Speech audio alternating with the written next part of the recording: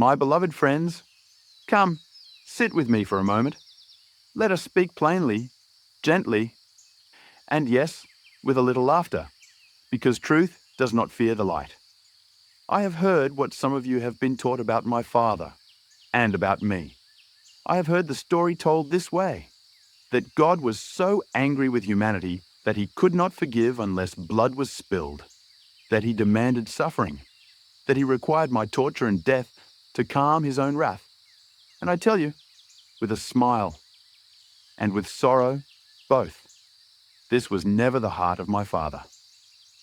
If I may speak plainly, because love must sometimes be clear, this belief twists God into something he has never been.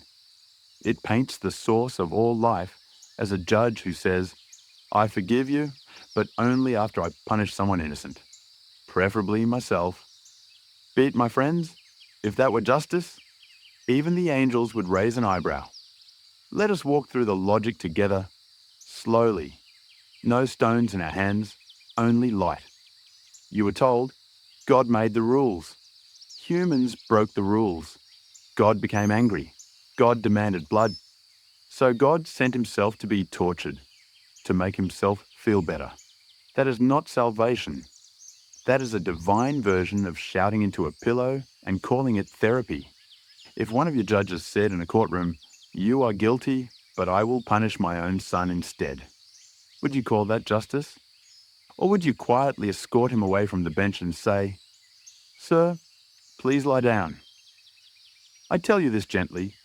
My Father has never needed blood to love you. Love does not require violence to prove itself. Forgiveness does not demand a corpse. Some have said, but a debt had to be paid. To whom, my friends?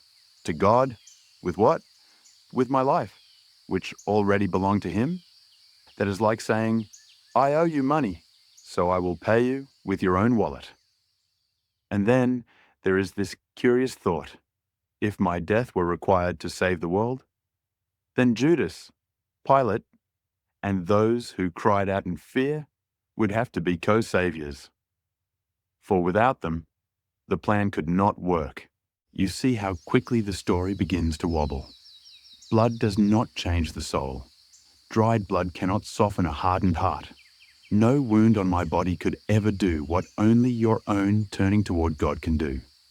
The soul is not redeemed by a transaction. It is transformed by love. Yet this belief has caused real harm. Some were told, you are already saved, just believe the story. So they stopped seeking God with their hearts. They stopped praying for the new birth of the soul. They waited for a miracle that was never meant to come from blood. Others were taught to fear God, to see him as wrathful, offended, demanding suffering. This slandered my Father more deeply than any Roman spear. Still others carry this belief, clinging to it so tightly that they refuse to grow, refuse to ask, refuse to receive the divine love that has been waiting for them all along. That is why I speak now, not in anger, but in compassion. The true meaning of atonement is not punishment. It is at-one-ment. It is the soul becoming one with the Father in nature.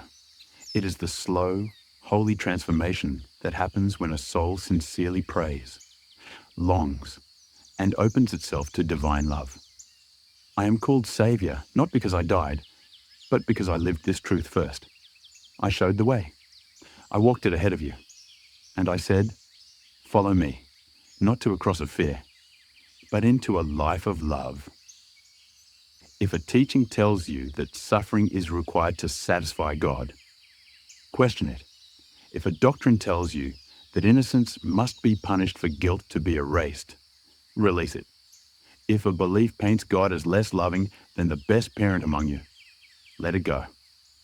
The system does not need blood. The system needs an update. And the update is this: God is love. Love is freely given. And the new birth comes not through sacrifice, but through the willing opening of the soul.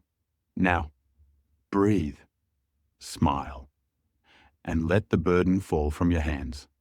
My Father has never been angry with you. He has only been waiting for you to come home. Your brother and your friend, Jesus